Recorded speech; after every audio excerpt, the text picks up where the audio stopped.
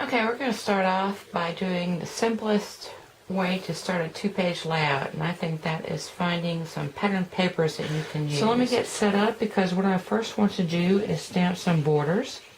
And since this is going to be outside, I'm going to do something on the bottom of this color and the same border treatment on the top of this. So let me set up for that and show you what I'm talking about. All I've done on this coral piece is stamped it with some early espresso with my leaf stamps. And now I'm ready to do my perfect pearls. And so I've got a Versamark, and I've got my leaf stamps, and I'm going to pick one. In this case, I'm going to use the oak leaf and get that really inked out. I'm just going to start. That's here. The way it's going to look. And when I lift this up, you're not even going to believe it. But I'm going to do this in gold and copper. Let me clean this off and show you the other. So here's the top border that I finished. And I did do a little heat setting. And then I also finished the bottom page for the outside portions. Okay, I've pretty much set the background for the 2 pages. So I split everything. I also inked the edges that are going to show. And these are straight edge tears on all my background paper. For this craft colored strip, I went ahead and gold embossed and early espresso embossed some acorns. And that's just to add a little bit more talent, a little bit more interest. At this point, once you have the base, you want to kind of try and lay out where you're going to do with your photographs. And I've inked the edges of those as well. I'm going to have a split here on this photograph, and I like that because it kind of brings in this coral color to both pages in the center. And that's pretty much how it's going to lay out. I'm going to have some strips here. I still want to do some doctoring of those, which I'm going to show you.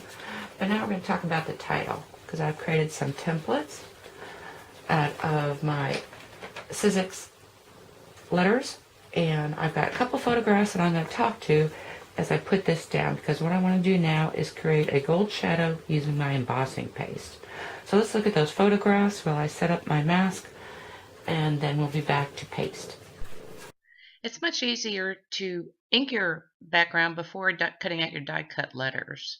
And of course, you want to save your innies and your outies in the smaller pieces. And then all you need to do is kind of tape them all together how you want them to look, as well as the outer edges. Okay, I have my mat where I want it, and I'm going to get started here. All I'm doing is using a spoon to grab some. Now this is a Pampered Chef. You could use a credit card. There's actually a little squeegee, but I want to use something a little narrower than the squeegee that is used for this paste. And I just want a very fast, very thin layer. And so I'm going to scrape it. And you don't want to manipulate it too much. Okay, so I've got it how I want it. And I'm going to peel this off before it dries. Definitely want to do that. Throw this away really quickly. And then I'm going to pull out those centers and show you the finished result. Okay, I'm out here and I've got strips which I did a score tear with, and I used the scoreboard, the very narrow tip. And this way it almost tears itself. If you have to use your paper trimmer scoring tool, you'll just have to fold it back and forth a little more. So I've got different patterns and different widths. So let me put those aside. And I've got my pearl powders out here again. So the first thing I can do is put some powder down. And I am just going to sprinkle it like so. And I'm going to have a section for copper and a section for gold. Once I've got my powders down, I'm just going to spray some water. Actually quite a bit of water. I've got some pretty good puddles. And now what I'm going to do is take each of my strips and run it through either the copper, just to get a little bit on there. And so I'm going to run it through some water, and run it through the gold, and then set them to dry. Okay, well, I've got this all sprayed on there. I've got some die cuts, and these are 3 leaves from Hot Off the Press. Paper Artist is the manufacturer. And all I'm going to do is take them and put them in the same mess. And just pick up some of those metallics. Set them off to dry. And once all this is dry, I'll start actually putting things onto my scrapbook page. And we'll be back. Okay, with just those elements, I was able to finish the page, and I love it. And I had extras because I had plans on doing several different things if I needed to, but after I started putting the photos down and everything together, it looked great. So even if you don't have the paste and the powders, I think you can do each of these techniques with just some heat embossing. It would take you longer, and that's why these products are great. Things that work. First off, the background being split up the way it is, really great. And the fact that this photo brings in the coral from both these pages. The other thing I'm really liking for your grunge layouts is not having a mat on your photographs and just inking these edges, because it adds a lot. And then lastly, on these letters, I did go around in ink, and I used a Stampin' Right marker, but if you had the stamp pad and a blender pen, that would work as well. So really pretty. And now we're ready to move on to our next layout. I'm going to leave you some close-up photographs of this as well as the finished piece.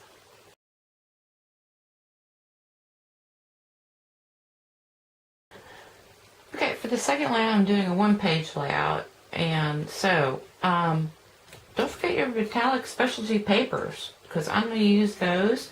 I'm breaking out my pastes again, so I've got the black and the silver this time. I've got this template, which serves as a border, as a frame, as corners, and as a label, and hope to use all of that. So these are my photos. Everything doesn't need to be tilty, so let me get started on this, and I'll be back. Okay, I started with that photograph because I wanted to show you the plan for this layout. And so actually this comes together totally differently than the first layout. So everything is already put onto this piece of pattern paper. And so I've got my metallic backgrounds, I've got the brushed silver background, and I inked every bit of this. So just around the edges which stays on. And if you were just to put this piece of, I'm going to call it ribbon, I'm not sure what it's called, and then this across there and put a title, you would be good to go. But as I said before, I'm going to use my template and my black paste. I'm going to imprint some hearts into that black paste so you can see the silver, and it's quite possible I'll put in some silver dazzles before I get started. Anyway, when I get back, it'll be the finished piece, just adding paste, stickers, and stamps. Okay, here's the second finished layout, and I think it turned out really grungy looking, and there's a couple design elements that help make it that way. In this case, I really love the split up mat, so it's not really actually matting either of these photographs, but it adds a lot because they're inked and because they're kind of offset from each other. So that's a really good grunge thing.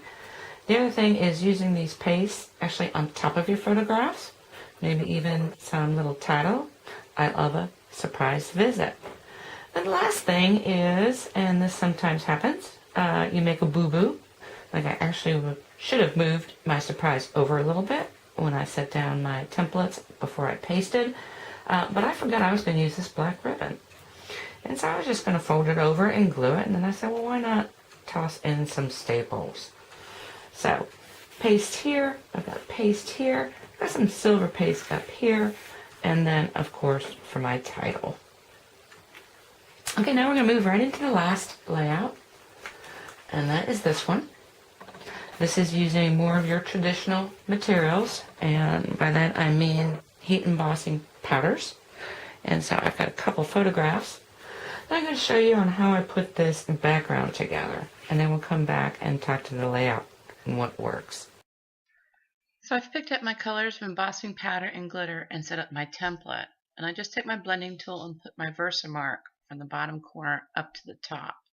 Tap out some of the glitter on each of those, and then of course save the little bit that's left over.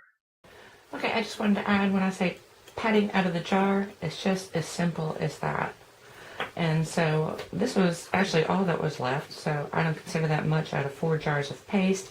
And then I created this little treatment using the mixed up powders.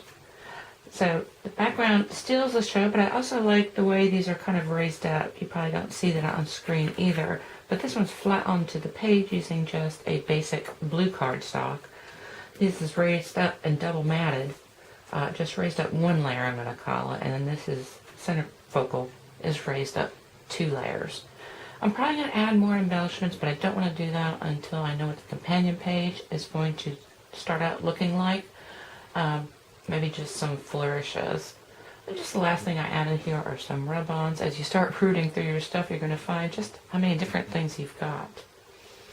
Anyway, I'm going to finish with some photographs of the finished pieces. I'm actually going to take them outdoors in natural sunlight because I think they'll come across better. And if you want to see more on either the embossing pastes or on the embossing powders, I've got videos out there strictly on those materials. I hope you took something away with you can use in your own scrapbooking, and hope you watch Grunge 3. Thank you for watching.